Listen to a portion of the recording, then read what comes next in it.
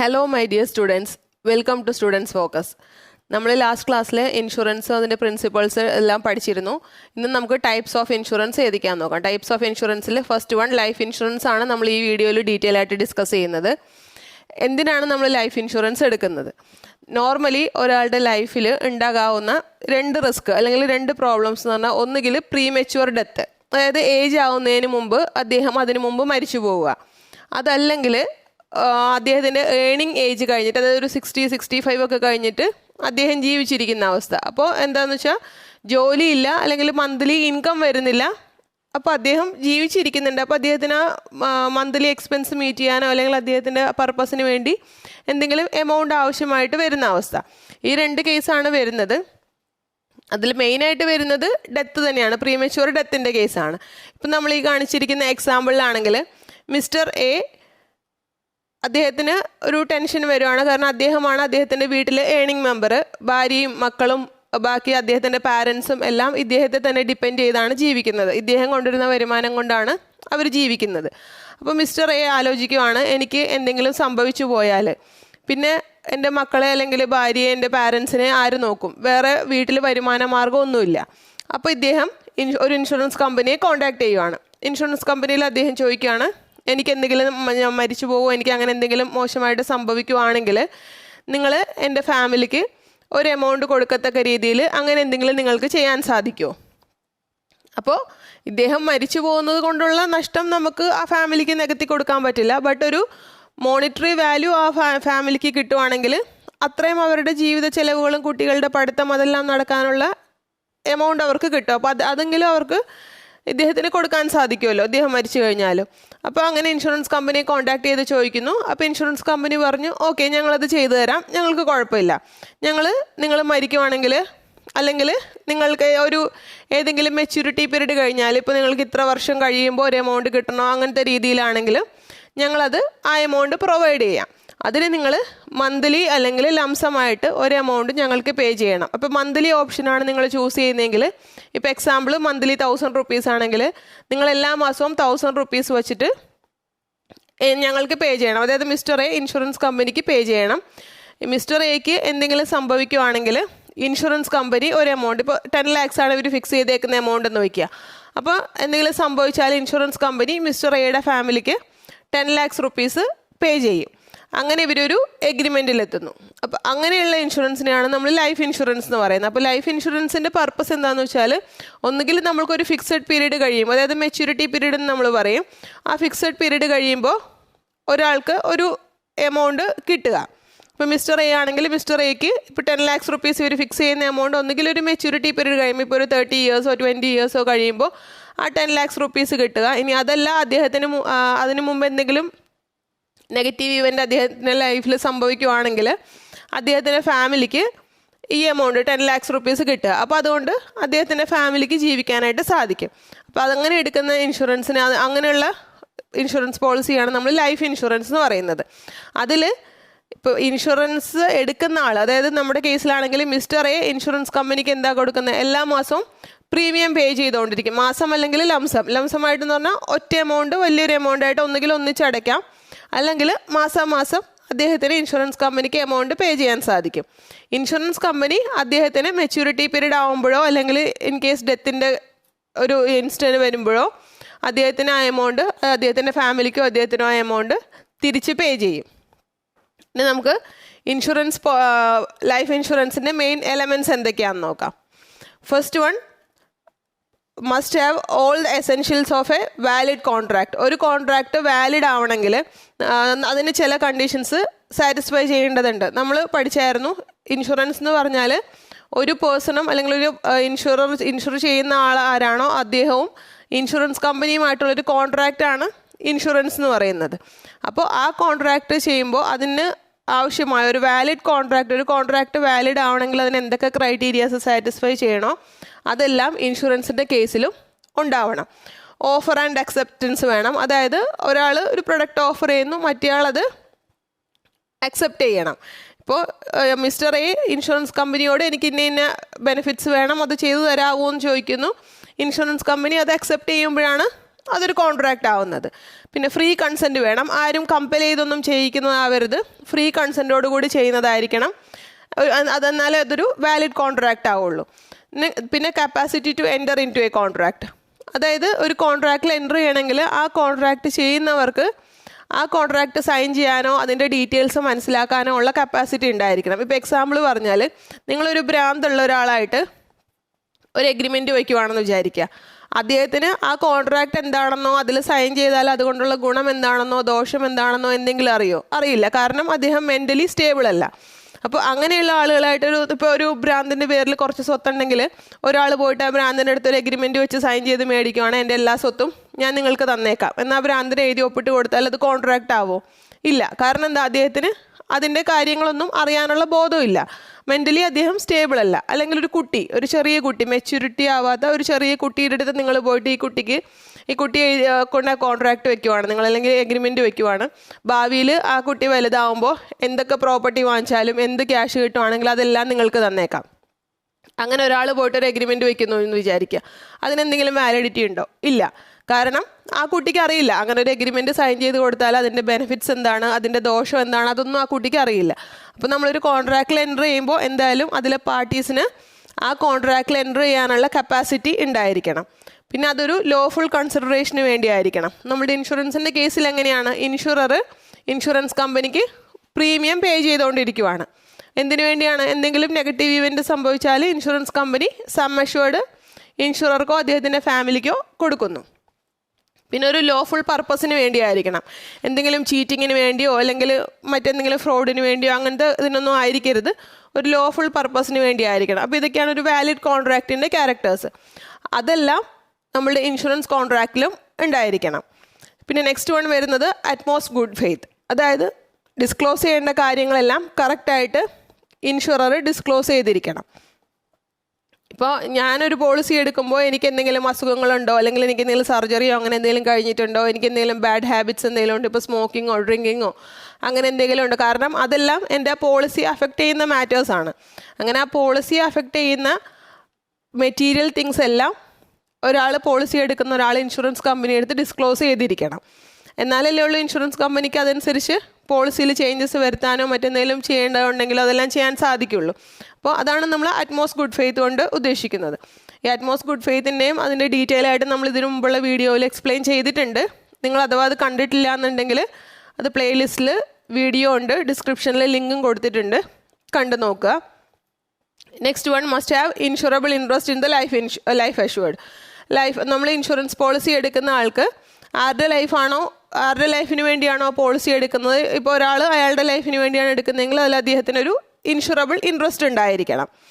പിന്നെ നമുക്ക് insurance contract അല്ലെങ്കിൽ ഇൻഷുറൻസ് പോളിസി ഒരിക്കലും കോൺട്രാക്റ്റ് ഓഫ് ഇൻഡെമിനിറ്റി അല്ല എന്ന് നമ്മൾ പഠിച്ചിരുന്നു ലാസ്റ്റ് വീഡിയോയിൽ.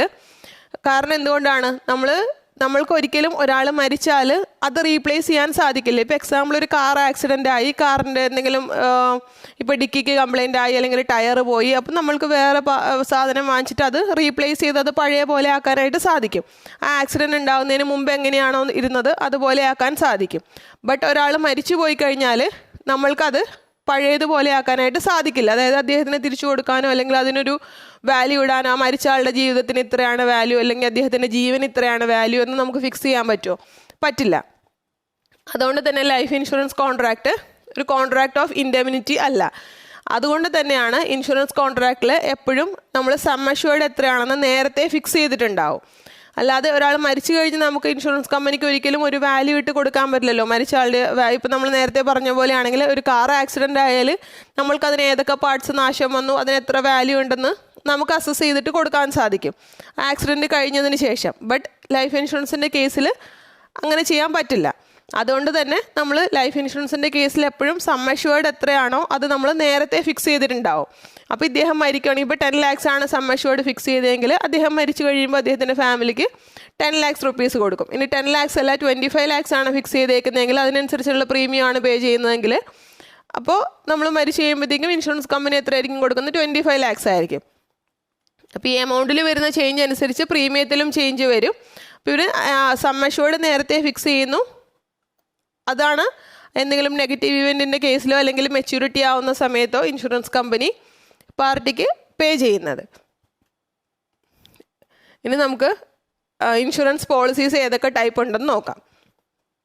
First one, all life policy. ഇപ്പം നമ്മൾ നേരത്തെ പറഞ്ഞ കേസിലാണെങ്കിൽ മിസ്റ്റർ എ ഇൻഷുറൻസ് കമ്പനിയെ കോൺടാക്ട് ചെയ്യുന്നു. മിസ്റ്റർ എ ഇൻഷുറൻസ് കമ്പനി എടുത്ത് പറയുന്നു, എനിക്ക് എന്തെങ്കിലും സംഭവിക്കുവാണെങ്കിൽ, എൻ്റെ ലൈഫിൽ ഡെത്ത് ഉണ്ടാവുകയാണെങ്കിൽ, ഏതെങ്കിലും സമയത്ത് ഞാൻ മരിക്കുവാണെങ്കിൽ എൻ്റെ ഫാമിലി മെമ്പേഴ്സിന് ക്യാഷ് കിട്ടത്തക്ക രീതിയിൽ, ഒരു എമൗണ്ട് കിട്ടത്തക്ക രീതിയിൽ ഒരു പോളിസി വേണം. അപ്പോൾ അങ്ങനെ ഒരു പ്രൊഡക്റ്റ് നിങ്ങളുടെ കയ്യിലുണ്ടോ? അപ്പോൾ ഇൻഷുറൻസ് കമ്പനി പറയുന്നു, അതിനെന്താ, ഞങ്ങൾ അങ്ങനെ ഒരു പ്രൊഡക്റ്റ് തരാം. നിങ്ങൾ ഏതെങ്കിലും സമയത്ത് മരിക്കുവാണെങ്കിൽ നിങ്ങളുടെ ഫാമിലിക്ക് ഞങ്ങൾ പൈസ പേ ചെയ്തോളാം. അപ്പോൾ അതിനുള്ള പ്രീമിയം നിങ്ങൾ അടയ്ക്കുമ്പോൾ നിങ്ങൾക്ക് ഒന്നുകിൽ ഇപ്പോൾ 20 ഇയേഴ്സോ 30 ഇയേഴ്സോ അങ്ങനെ ഒരു ടേം ഫിക്സ് ചെയ്തിട്ട് നിങ്ങൾക്ക് പ്രീമിയം അടയ്ക്കാവുന്നതാണ്. അല്ലെങ്കിൽ നിങ്ങൾ ഓൾ ലൈഫ്, നിങ്ങളുടെ ലൈഫ് ഫുൾ പ്രീമിയം അടച്ചുകൊണ്ടിരിക്കുക. അത് നമ്മൾ ഇൻഷുറൻസ് പോളിസി എടുക്കുന്ന സമയത്ത് ഇവർ തമ്മിൽ, ഇൻഷുറൻസ് കമ്പനിയും ഇൻഷുറൻസ് എടുക്കുന്ന ആളും തമ്മിൽ ധാരണയാവുകയാണ്. എന്നിട്ട് അവർ അതനുസരിച്ച് ആ ധാരണയുടെ പുറത്ത് അവർ ഒന്നുകിൽ 20 to 30 ഇയേഴ്സ് അങ്ങനെ അവർ ഫിക്സ് ചെയ്യുന്ന ആ ടേമിൽ പോളിസി പ്രീമിയം അടച്ചുകൊണ്ടിരിക്കും. അല്ലെങ്കിൽ ഓൾ ലൈഫ് മുഴുവൻ പ്രീമിയം അടയ്ക്കും. ഏത് സമയത്താണോ ഇദ്ദേഹം മരിക്കുന്നത് ആ സമയത്ത് ഇൻഷുറൻസ് കമ്പനി ഇദ്ദേഹത്തിൻ്റെ ഫാമിലിക്ക് ആ എമൗണ്ട് പേ ചെയ്യും. ഇതിൽ മെച്യൂരിറ്റി പീരീഡ് അങ്ങനെയൊന്നും വരുന്നില്ല. ഇതിൽ ആ ഇൻഷുറൻസ് എടുക്കുന്ന ആളാരാണോ അദ്ദേഹത്തിന് ആ എമൗണ്ട് റിസീവ് ചെയ്യാനും സാധിക്കില്ല. കാരണം അദ്ദേഹത്തിൻ്റെ ഡെത്തിൻ്റെ കേസിൽ മാത്രമേ ഉള്ളൂ ഇൻഷുറൻസ് കമ്പനി ആ എമൗണ്ട് പേ ചെയ്യുള്ളൂ ഓൾ ലൈഫ് പോളിസിയിൽ. അപ്പോൾ അതുകൊണ്ട് തന്നെ അദ്ദേഹത്തിൻ്റെ നോമിനീസിന് അല്ലെങ്കിൽ ബെനിഫിഷ്യറീസിന് മാത്രമേ ആ എമൗണ്ട് റിസീവ് ചെയ്യാൻ സാധിക്കുള്ളൂ. അതാണ് ഓൾ ലൈഫ് പോളിസി എന്ന് പറഞ്ഞത്. നമ്മൾ ഓൾ ലൈഫിൽ അതിൻ്റെ കവറേജ് ഉണ്ടാവും. എപ്പോഴാണോ മരിക്കുന്നത് ആ സമയത്ത് മാത്രം എമൗണ്ട് ബെനിഫിഷ്യറീസിന് അല്ലെങ്കിൽ നോമിനീസിന് കിട്ടുന്നു. ഇനി second one, endowment life assurance policy. ഇപ്പോൾ ഒരാൾ ഇൻഷുറൻസ് കമ്പനിയുടെ അടുത്ത് പറയുന്നു, അങ്ങനെ ഞാൻ മരിച്ചിട്ട് അതിൻ്റെ ക്യാഷ് എൻ്റെ ഫാമിലിക്ക് കിട്ടണ്ടെന്നല്ല, അത് മാത്രം പോരാ. അപ്പോൾ ഞാൻ മരിച്ചിട്ട് ഞാൻ എല്ലാ മാസവും പൈസ അടച്ചുകൊണ്ടിരിക്കുന്നു, പ്രീമിയം അടച്ചുകൊണ്ടിരിക്കുന്നു. ഞാൻ മരിച്ചു കഴിയുമ്പോൾ ഫാമിലിക്ക് ആ പൈസ കിട്ടും. ബട്ട് അതുകൊണ്ട് കുറച്ചൊരു ഗുണമുണ്ടെങ്കിലും എനിക്ക് ആ ക്യാഷ് കിട്ടുന്നില്ലല്ലോ. അപ്പോൾ എനിക്ക് ആ ഒരു ഇതും കൂടെ ഇതിൽ ആഡ് ചെയ്ത് വരണം ഇൻഷുറൻസ് പോളിസിയിൽ. എനിക്കൊരു സേവിങ്സ് എന്നുള്ള രീതിയിൽ മാസാമാസം എന്തെങ്കിലും പൈസ അടച്ചിട്ട് ഒരു ഫിക്സഡ് പീരീഡ് കഴിയുമ്പോൾ എനിക്കൊന്നും സംഭവിച്ചില്ലെങ്കിൽ ആ എമൗണ്ട് എനിക്ക് കിട്ടണം. ഇനി എനിക്ക് അതിനു മുമ്പ് എന്തെങ്കിലും സംഭവിച്ചു പോവുകയാണെങ്കിൽ നിങ്ങൾ ആ എമൗണ്ട് എൻ്റെ ഫാമിലിക്ക് കൊടുത്തോളൂ. അപ്പോൾ അങ്ങനെയുള്ള രീതിയിൽ ഒരു പ്രൊഡക്റ്റ് തരാമോ എന്ന് ചോദിക്കുന്നു. അപ്പോൾ അതിന് ഇൻഷുറൻസ് കമ്പനി കൊടുക്കുന്ന സൊല്യൂഷനാണ് endowment life assurance policy. Endowment life assurance policy അനുസരിച്ച് ഒരു ഫിക്സഡ് പീരീഡിൽ ഒരു ഇത്ര വയസ്സ് വരെ അല്ലെങ്കിൽ ഇത്ര വർഷത്തേക്ക് ഫിക്സ് ചെയ്തിട്ട് അതിന് നമ്മൾ പ്രീമിയം അടച്ചുകൊണ്ടിരിക്കുന്നു. ആ പീരീഡ് റീച്ച് ചെയ്യുമ്പോൾ, ഇപ്പോൾ എക്സാമ്പിൾ 10 വർഷം നമ്മൾ പ്രീമിയം അടയ്ക്കുന്നതെന്ന് വിചാരിക്കുക. നമ്മൾ എന്നിട്ട് ഏതെങ്കിലും ഒരു ഇത്ര വർഷം അല്ലെങ്കിൽ ഇത്ര വയസ്സ് ഫിക്സ് ചെയ്യുന്നു ഇൻഷുറൻസ് കമ്പനിയായിട്ടുള്ള കോൺട്രാക്റ്റിൽ. ആ പീരീഡ് ആകുമ്പോൾ ഇദ്ദേഹം മരിച്ചിട്ടില്ല എന്നുണ്ടെങ്കിൽ, ഇപ്പോൾ 20 ഇയേഴ്സാണ് ഫിക്സ് ചെയ്തതെന്ന് വിചാരിക്കുക. 20 ഇയേഴ്സ് കഴിയുമ്പോൾ ഇദ്ദേഹം മരിച്ചിട്ടില്ല എന്നുണ്ടെങ്കിൽ ആ ടോട്ടൽ മെച്യൂരിറ്റി വാല്യൂ അല്ലെങ്കിൽ സം അഷ്യൂർഡ് എത്രയാണോ അത് ഇൻഷുറൻസ് കമ്പനി ഇദ്ദേഹത്തിന് പേ ചെയ്യുന്നു. ഇനി അഥവാ ഇദ്ദേഹം അതിന് മുമ്പ് മരിച്ചുപോയി, 20 ഇയേഴ്സ് ആവുന്നതിന് മുമ്പ് ഇദ്ദേഹം മരിച്ചുപോയി, ഒരു 10 വർഷം കഴിഞ്ഞപ്പോൾ ഇദ്ദേഹം മരിച്ചുപോയെങ്കിൽ ഇദ്ദേഹത്തിൻ്റെ ബെനിഫിഷ്യറീസിന് അല്ലെങ്കിൽ നോമിനീസിന് ആ എമൗണ്ട് ഇൻഷുറൻസ് കമ്പനി പേ ചെയ്യുന്നു. അപ്പോൾ എൻഡോമെൻറ്റ് പോളിസിയിൽ 2 ഫീച്ചേഴ്സും കൂടിയാണ് വരുന്നത്. അതായത് ഇൻഷുറൻസ് കവറും വരുന്നുണ്ട്, ഒരു സേവിങ്സ് എന്നുള്ള രീതിയിലും ഇത് നമുക്ക് യൂസ് ചെയ്യാം. കാരണം മാസാമാസം നമ്മൾ പൈസ അടയ്ക്കുന്നു, പ്രീമിയം അടയ്ക്കുന്നു, ഇത്ര വർഷം കഴിയുമ്പോൾ നമുക്കൊരു ലംസമായിട്ട് എമൗണ്ട് തിരിച്ചു കിട്ടുന്നു. അപ്പോൾ ഇത് നിങ്ങൾ ജസ്റ്റ് ഒരു സ്റ്റോറി മനസ്സിലാക്കുന്ന പോലെ അങ്ങനെ പഠിച്ചാൽ മതി. അപ്പോൾ നിങ്ങൾ മറന്നു പോവില്ല, ഓർത്തിരിക്കും പെട്ടെന്ന്. അല്ലാതെ ഒരു നോട്ട്സ് പഠിക്കുന്ന പോലെ ജസ്റ്റ് വായിച്ച് പഠിക്കുന്ന പോലെ പഠിക്കണ്ട, അപ്പോൾ നിങ്ങൾ മറന്നു പോയാലോ. Next one, joint life policy. ആ പേരിൽ തന്നെ ഉണ്ട് ജോയിൻറ്റ് ലൈഫ് പോളിസി. അതിൽ 2ഓ അതിലധികമോ പേര് ജോയിൻ്റ് ആയിട്ട് എടുക്കുന്ന പോളിസിയാണ് നമ്മൾ ജോയിൻറ്റ് ലൈഫ് പോളിസി എന്ന് പറയുന്നത്. അപ്പോൾ ഇത് നോർമലി എടുക്കുന്നത് ഒന്നുകിൽ ഹസ്ബൻഡ് വൈഫ് ജോയിൻ്റ് ആയിട്ട് എടുക്കാം, അല്ലെങ്കിൽ ഒരു പാർട്ട്ണർഷിപ്പ് ഫേമിലെ പാർട്ട്നേഴ്സ് ജോയിൻ്റ് ആയിട്ട് ഒരു പോളിസി എടുക്കുന്നു. അപ്പോൾ എല്ലാവരും സെപ്പറേറ്റ് ഇൻഡിവിജ്വലായിട്ട് പോളിസി എടുക്കുന്നതിന് പകരം ഇവർ ജോയിൻ ചെയ്ത് ഒറ്റ പോളിസി എടുക്കുന്നു. ഇതിലെ പ്രീമിയം അടയ്ക്കുന്നത് ഒന്നുകിൽ 2 പേരും ചേർന്ന് അടയ്ക്കാം, അല്ലെങ്കിൽ അവർ ഫിക്സ് ചെയ്യുന്ന ഒരു പ്രപ്പോർഷനിൽ അവരെങ്ങനെയാണോ പ്രിഫർ ചെയ്യുന്ന ആ പ്രിപ്പോർഷനിൽ അവർക്ക് പേയ്മെൻറ്റ് ചെയ്യാം. ഇനി അല്ലെങ്കിൽ ഏതെങ്കിലും ഒരാളാണ് പേയ്മെൻറ്റ് അടയ്ക്കുന്നതെങ്കിൽ അങ്ങനെയും പേയ്മെൻറ്റ് ചെയ്യാം. ലംസമായിട്ടോ അല്ലെങ്കിൽ മന്ത്ലി ഇൻസ്റ്റാൾമെൻറ്റ്സോ അല്ലെങ്കിൽ ക്വാർട്ടർലി ഇൻസ്റ്റാൾമെൻറ്റ്സോ എങ്ങനെയാണോ അങ്ങനെയും അവർക്ക് പേ ചെയ്യാനായിട്ട് സാധിക്കുന്നു. അവരുടെ ഇഷ്ടമുള്ള പോലെ ഇൻസ്റ്റാൾമെൻറ്റ്സ് ആയിട്ട് പേ ചെയ്യണമെങ്കിൽ അങ്ങനെ ചെയ്യാം. ലംസം പേയ്മെൻ്റ് ആണ് അവർ പ്രിഫർ ചെയ്യുന്നതെങ്കിൽ അങ്ങനെയും അവർക്ക് ചെയ്യാൻ സാധിക്കുന്നു. ഇതിൽ ആരെങ്കിലും ഒരാൾ മരിച്ചു പോവുകയാണെങ്കിൽ ബാക്കി സർവൈവേഴ്സ് ആരാണോ അവർക്ക് ആ ഇൻഷുറൻസിൻ്റെ എമൗണ്ട് കിട്ടുന്നു. ഇപ്പോൾ ഹസ്ബൻഡും വൈഫും കൂടിയാണ് ജോയിൻറ്റ് ലൈഫ് പോളിസി എടുക്കുന്നതെങ്കിൽ ഹസ്ബൻഡിന് എന്തെങ്കിലും സംഭവിച്ചാൽ ആ എമൗണ്ട് വൈഫിന് കിട്ടുന്നു, അല്ലെങ്കിൽ വൈഫിനാണ് എന്തെങ്കിലും സംഭവിക്കുന്നതെങ്കിൽ ആ എമൗണ്ട് ഹസ്ബൻഡിന് കിട്ടുന്നു. പാർട്ട്ണർഷിപ്പ് ഫേമിൻ്റെ കേസിൽ അതുപോലെ തന്നെ. ഇപ്പോൾ ഒരു പാർട്ട്ണർഷിപ്പ് ഫേമിൽ 4 പാർട്ട്നേഴ്സ് ഉണ്ടെങ്കിൽ അവർ ജോയിൻ്റ് ആയിട്ട് എടുക്കുവാണെങ്കിൽ അതിലേതെങ്കിലും ഒരു പാർട്ട്ണർ മരിക്കുവാണെങ്കിൽ ബാക്കി സർവൈവേഴ്സ് ആയിട്ടുള്ള ബാക്കി 3 പാർട്ട്നേഴ്സിന് അതിൻ്റെ സം അഷ്വേർഡ് കിട്ടുന്നു. അതാണ് joint life policy. Next one annuity policy. ഇപ്പോൾ ആനുറ്റി പോളിസിയിൽ എങ്ങനെയാണ് വരുന്നതെന്ന് വെച്ചാൽ, ഇപ്പോൾ ജോലി ചെയ്യുന്ന ആളുകൾക്ക് അവരുടെ എക്സാമ്പിൾ പറയുകയാണെങ്കിൽ ഒരാൾ മിസ്റ്റർ എ ജോലി ചെയ്യുന്നു എന്ന് വയ്ക്കുക. അപ്പോൾ മിസ്റ്റർ എ ഓർക്കുവാണ് ഇപ്പോൾ 60 വയസ്സ് കഴിഞ്ഞിട്ട് 60 വയസ്സ് വരെ എനിക്ക് ജോലിയുള്ളൂ. 60 വയസ്സ് കഴിഞ്ഞിട്ട് ഞാൻ ജീവിച്ചിരിക്കുവാണെങ്കിൽ എൻ്റെ മന്ത്ലി എക്സ്പെൻസിനോ അല്ലെങ്കിൽ എനിക്ക് എന്തെങ്കിലും ആവശ്യമുണ്ടെങ്കിൽ കാശൊക്കെ ആണെങ്കിൽ ഞാൻ മക്കളുടെ അടുത്ത് ചോദിക്കണ്ടേ. അപ്പോൾ അതെനിക്ക് താല്പര്യമില്ല. എന്തിനെങ്കിലും ഇപ്പോൾ 100 രൂപ തരാവോ അല്ലെങ്കിൽ 1000 രൂപ തരാവോ അങ്ങനെ മക്കളോട് ചോദിക്കാൻ താല്പര്യമില്ല. അപ്പോൾ എനിക്ക് 60 വയസ്സ് കഴിഞ്ഞാലും മാസം ഒരു എമൗണ്ട് എനിക്ക് കിട്ടണം. ഒന്നുകിൽ മാസമോ അല്ലെങ്കിൽ ക്വാർട്ടർലിയോ അങ്ങനെ എന്തെങ്കിലും ഒരു എമൗണ്ട് എൻ്റെ കയ്യിൽ എപ്പോഴും വരണം. അപ്പോൾ അതിന് വേണ്ടി ഞാൻ എന്താ ചെയ്യാൻ പറ്റുന്നത്? അപ്പോൾ ഇൻഷുറൻസ് കമ്പനിയോട് അദ്ദേഹം ചോദിക്കുവാണ്, അങ്ങനത്തെ രീതിയിൽ നിങ്ങൾക്ക് എന്തെങ്കിലും ചെയ്യാൻ പറ്റുമോ? അപ്പോൾ ഇൻഷുറൻസ് കമ്പനി പറഞ്ഞു, ഉറപ്പായിട്ടും പറ്റും, ഞങ്ങൾക്ക് ആനുറ്റി പോളിസി ഉണ്ട്. അത് നിങ്ങൾ എടുക്കുവാണെങ്കിൽ നിങ്ങളൊരു പെർട്ടിക്കുലർ ഏജ് എത്തുമ്പോൾ, ആ പോളിസിയിൽ പറഞ്ഞിരിക്കുന്ന എത്ര ഏജ് ആണോ ആ പെർട്ടിക്കുലർ ഏജ് എത്തുമ്പോൾ ഞങ്ങൾ നിങ്ങൾക്ക് എമൗണ്ട് പേ ചെയ്യും. ഇപ്പോൾ എക്സാമ്പിൾ നമ്മൾ 60 ഇയേഴ്സ് ആണ് ഫിക്സ് ചെയ്യുന്നതെങ്കിൽ, അപ്പോൾ 60 ഇയേഴ്സ് കഴിയുമ്പോൾ നിങ്ങൾക്ക് ഒന്നുകിൽ മന്ത്ലി ആയിട്ടോ അല്ലെങ്കിൽ ക്വാർട്ടർലി ആയിട്ടോ അല്ലെങ്കിൽ ഹാഫ് ഇയർലിയോ എങ്ങനെയാണോ നിങ്ങൾ പ്രിഫർ ചെയ്യുന്നത് ആ രീതിയിൽ ഞങ്ങൾ നിങ്ങൾക്ക് എമൗണ്ട് പേ ചെയ്തുകൊണ്ടിരിക്കും. അപ്പോൾ ഇതിൽ നിങ്ങൾക്ക് അത് ചൂസ് ചെയ്യാം ഏത് രീതിയിൽ വേണം. ഇപ്പോൾ എക്സാമ്പിൾ ഒരു വർഷം 1,20,000 റുപ്പീസ് ആണെന്ന് വിചാരിക്കുക. അപ്പോൾ ഇയർലി ആണ് ചൂസ് ചെയ്യുന്നതെങ്കിൽ ഒരു വർഷമാകുമ്പോൾ 1,20,000 കൊടുക്കും. ഇനി അല്ല മന്ത്ലി ആണെങ്കിൽ 10,000 വെച്ച് എല്ലാ മാസവും ഇദ്ദേഹത്തിന് കിട്ടിക്കൊണ്ടിരിക്കും. അപ്പോൾ ജോലി കഴിഞ്ഞ് ഇദ്ദേഹം റിട്ടയർമെൻ്റ് ഒക്കെ ആയാലും മന്ത്ലി ഇദ്ദേഹത്തിന് 10,000 റുപ്പീസ് വെച്ച് ഇൻഷുറൻസ് കമ്പനി പേ ചെയ്യും. ഇദ്ദേഹം ഒരു എത്ര വർഷത്തേക്കാണോ പോളിസി പ്രീമിയം പേ ചെയ്യാനുള്ളത് അത്ര വർഷത്തേക്ക് ഇദ്ദേഹം ആ പോളിസിയുടെ പ്രീമിയം പേ ചെയ്തുകൊണ്ടിരിക്കണം. അതൊന്നുകിൽ സിംഗിൾ പ്രീമിയം ആയിട്ട് പേ ചെയ്യാം, ലംസം പേയ്മെൻ്റ് ആയിട്ട്, അല്ലെങ്കിൽ ഇൻസ്റ്റാൾമെൻറ്റ്സ് ആയിട്ട്. ഇപ്പോൾ എക്സാമ്പിൾ 10 വർഷമാണ് ഇവർ പ്രീമിയം പേയ്മെൻറ്റ് ടേം ഫിക്സ് ചെയ്യുന്നതെങ്കിൽ ഇദ്ദേഹം 10 വർഷം അത് പേ ചെയ്തുകൊണ്ടിരിക്കണം. പിന്നെ ഇൻഷുറൻസ് കമ്പനി തിരിച്ച് എമൗണ്ട് കൊടുക്കുന്നത് ഇപ്പോൾ 60 ഇയേഴ്സാണ് ഫിക്സ് ചെയ്തേക്കുന്നതെങ്കിൽ 60 ഇയേഴ്സ് ആകുമ്പോൾ തൊട്ട് ഇൻഷുറൻസ് കമ്പനി എല്ലാ മാസമോ അല്ലെങ്കിൽ ഇയർലിയോ എങ്ങനെയാണോ ഇദ്ദേഹം പ്രിഫർ ചെയ്യുന്നത് ആ രീതിയിൽ ഇദ്ദേഹത്തിന് തിരിച്ച് എമൗണ്ട് പേ ചെയ്തുകൊണ്ടിരിക്കും. ഇത് നോർമലി പ്രിഫർ ചെയ്യുന്നത് എങ്ങനെയുള്ള ആളുകളാണ്? നമ്മളിപ്പോൾ പറഞ്ഞതുപോലെ തന്നെ ഒരു പെർട്ടിക്കുലർ ഏജ് കഴിഞ്ഞാലും എനിക്ക് മന്ത്ലി എന്തെങ്കിലും എമൗണ്ട് കിട്ടിക്കൊണ്ടിരിക്കണം, ഒരു റെഗുലർ ഇൻകം കയ്യിൽ വരണം, അല്ലാതെ മറ്റുള്ളവരെ ഡിപ്പെൻഡ് ചെയ്യാൻ എനിക്ക് ഇത്ര താല്പര്യമില്ല എന്നുള്ള രീതിയിലൊക്കെ ചിന്തിക്കുന്നവരാണ് നോർമലി ആനുറ്റി പോളിസി പ്രിഫർ ചെയ്യുന്നത്. Next one endowment policy. Children's endowment പോളിസിയാണ്. അത് എന്തോ മിസ്റ്റേക്ക് പറ്റിയതാണ്, ചിൽഡ്രൻസ് എൻഡോമെൻറ്റ് പോളിസിയിൽ എന്താ ചെയ്യുന്നതെന്ന് വെച്ചാൽ നമ്മൾ എന്തിനു വേണ്ടിയാണ് എടുക്കുന്നതെന്ന് വെച്ചാൽ അതിൻ്റെ ആ പേരിൽ തന്നെയുണ്ട്, ചിൽഡ്രൻസിൻ്റെ എഡ്യൂക്കേഷന് വേണ്ടിയോ അല്ലെങ്കിൽ അവരുടെ മാരേജ് പർപ്പസിനോ വേണ്ടി എടുക്കുന്ന പോളിസിയാണ് ചിൽഡ്രൻസ് എൻഡോമെൻറ്റ് പോളിസി. നമ്മൾക്ക് ആ പേരിൽ നിന്ന് തന്നെ മനസ്സിലാവും.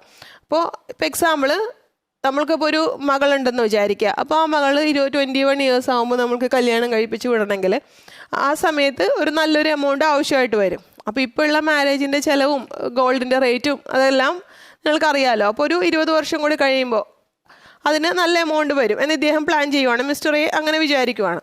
അപ്പോൾ അദ്ദേഹം ഒരു മോളുണ്ടായപ്പോൾ അദ്ദേഹം ഒരു എൻഡോമെൻറ്റ് പോളിസി എടുക്കുവാണ്. അപ്പോൾ ഒരു ടേം ഫിക്സ് ചെയ്യും. ഇപ്പോൾ 20 ഇയേഴ്സ് ആണെന്ന് വിചാരിക്കുക. അപ്പോൾ ഒരു 15 ഇയേഴ്സിലേക്ക് അദ്ദേഹം പ്രീമിയം പേയ്മെൻറ്റ് ടേം ആണെങ്കിൽ ഈ 15 ഇയേഴ്സ് ഇദ്ദേഹം പേയ്മെൻറ്റ് അടച്ചുകൊണ്ടിരിക്കും. അത് മന്ത്ലി ഇൻസ്റ്റാൾമെൻ്റ് ആണ് ചൂസ് ചെയ്തേക്കുന്നതെങ്കിൽ മന്ത്ലി ആയിട്ട് ഇദ്ദേഹം പേയ്മെൻറ്റ് അടച്ചുകൊണ്ടിരിക്കും. ഈ കുട്ടിക്ക് 20 വയസ്സാണ് ഏജ് സെലക്ട് ചെയ്തേക്കുന്നതെങ്കിൽ ഈ മകൾക്ക് 20 വയസ്സാകുമ്പോഴേക്കും ഒരു ലംസം തുക ഇൻഷുറൻസ് കമ്പനി മിസ്റ്റർ എക്ക് പേ ചെയ്യും. അത് ഒന്നുകിൽ മാരേജ് പർപ്പസിനായിരിക്കാം അല്ലെങ്കിൽ എഡ്യൂക്കേഷൻ പർപ്പസിന് യൂസ് ചെയ്യുക. അപ്പോൾ എഡ്യൂക്കേഷൻ പർപ്പസിനാണെങ്കിൽ അതനുസരിച്ച് നമ്മൾ എമൗണ്ട് തിരിച്ച് കിട്ടുന്ന പീരീഡ് എങ്ങനെയാണെന്ന് മാറ്റി ഫിക്സ് ചെയ്തിട്ട് ഇപ്പോൾ 16 ഇയേഴ്സിൽ വേണോ അല്ലെങ്കിൽ 18 ഇയേഴ്സിൽ വേണോ അങ്ങനെ അത് പോളിസിയുടെ ടേംസ് അനുസരിച്ച് നമ്മൾ ഫിക്സ് ചെയ്തിട്ട് പോളിസി എടുക്കുന്നു. ഇപ്പോൾ എഡ്യൂക്കേഷൻ പർപ്പസിനാണെങ്കിലും വലിയ എമൗണ്ട് ഇപ്പോൾ MBBSന് പോകാനോ അങ്ങനെ എന്തെങ്കിലുമൊക്കെ വലിയ ഫീസ് വേണമെങ്കിൽ MBAക്ക് പോകാനൊക്കെ അതൊക്കെ നമ്മൾക്ക് ഇതിൽ നിന്ന് മീറ്റ് ചെയ്യാൻ സാധിക്കുന്നു. ആ സമയമാകുമ്പോൾ ഇദ്ദേഹം ഒരു വലിയ എമൗണ്ട് ഉണ്ടാക്കേണ്ട ബാധ്യത ഇദ്ദേഹത്തിന് വരുന്നില്ല. മാസം മാസം ഈ ചെറിയ എമൗണ്ട് പ്രീമിയം അടച്ചു പോകുന്നത് കൊണ്ട് ആവശ്യം വരുന്ന സമയമാകുമ്പോൾ ഒരു വലിയ എമൗണ്ട് ഇദ്ദേഹത്തിന് ഇൻഷുറൻസ് കമ്പനി പേ ചെയ്യുന്നു. അപ്പോൾ അതിനുവേണ്ടിയാണ് നമ്മൾ ചിൽഡ്രൻസ് എൻഡോവ്മെൻറ്റ് പോളിസി എടുക്കുന്നത്.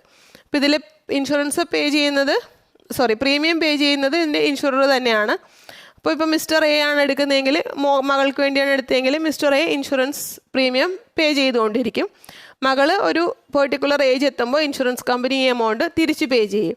ഇനി ആ പെർട്ടിക്കുലർ ഏജ് എത്തുന്നതിന് മുമ്പ് ഇപ്പോൾ നമ്മൾ നേരത്തെ പറഞ്ഞതനുസരിച്ച് നമ്മൾ 10 വർഷമാണ് പ്രീമിയം പേയ്മെൻറ്റ് ടേം ഫിക്സ് ചെയ്തതെന്ന് വിചാരിക്കുക. 10 വർഷം ആവുന്നതിന് മുമ്പ് ഇദ്ദേഹം മരിച്ചുപോയി. ഇദ്ദേഹം മരിച്ചു പോവുകയാണെങ്കിൽ പിന്നെയുള്ള പ്രീമിയം ഇദ്ദേഹം പേ ചെയ്യേണ്ട കാര്യമില്ല. ഇദ്ദേഹമോ അല്ലെങ്കിൽ ഇദ്ദേഹത്തിന് വേണ്ടി മറ്റാരും പേ ചെയ്യേണ്ട കാര്യമില്ല. ആ പെർട്ടിക്കുലർ ഏജ് കുട്ടിയുടെ എത്രയാണോ ആ ഏജ് എത്തുമ്പോൾ ഇൻഷുറൻസ് കമ്പനി ആ എമൗണ്ട് പേ ചെയ്യും. അതാണ് ചിൽഡ്രൻസ് എൻഡോവ്മെൻറ്റ് പോളിസിയുടെ പ്രത്യേകത. അപ്പോൾ പാരൻസ് അവർക്ക് എന്തെങ്കിലും സംഭവിച്ചാലും കുട്ടികളുടെ എഡ്യൂക്കേഷൻ അല്ലെങ്കിൽ കുട്ടികളുടെ മാരേജിന് കുട്ടികളുടെ ഫ്യൂച്ചറിന് പ്രോബ്ലംസ് ഒന്നും വരാൻ പാടില്ല എന്ന് ചിന്തിക്കുന്നവർ അല്ലെങ്കിൽ അങ്ങനെ വിചാരിക്കുന്നവർ എടുക്കുന്ന പോളിസിയാണ് ചിൽഡ്രൻസ് എൻഡോവ്മെൻറ്റ് പോളിസി. ഇപ്പം നമ്മൾ ടൈപ്സ് ഓഫ് പോളിസീസ് എല്ലാം കവർ ചെയ്തിട്ടുണ്ട് ലൈഫ് ഇൻഷുറൻസിൻ്റെ. നെക്സ്റ്റ് വീഡിയോയിൽ നമുക്ക് ഫയർ ഇൻഷുറൻസ് എടുക്കാം. സോ നിങ്ങൾ നന്നായിട്ട് ടെക്സ്റ്റ് വായിച്ച് നോക്കുക. എന്തെങ്കിലും ഡൗട്ട്സ് ഉണ്ടെങ്കിൽ നിങ്ങൾക്ക് കമൻറ്റ് ചെയ്യാവുന്നതാണ്. So thank you very much and all the very best.